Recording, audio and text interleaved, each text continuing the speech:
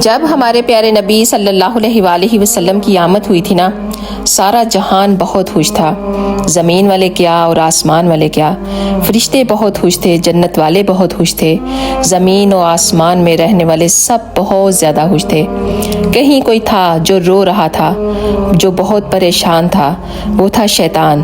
کہنے لگا کہ آج وہ پیدا ہو گئے ہیں، ان کی امت جتنے بھی اگر گناہ کر لے گی نا، اگر یہ اپنے نبی سے وفادار رہیں گے، اندر سے ان کا تعلق اللہ سبحانہ و تعالیٰ کے نبی سے جڑا رہے گا، یہ کوئی بھی بڑا اگر جرم نہ کر بیٹھے تو یہ نبی صلی اللہ علیہ وآلہ وسلم تب تک اللہ کے سامنے سجدے سے نہیں اٹھیں گے جب تک اپنے سارے امتیوں کو جنت میں نہ لے جائیں۔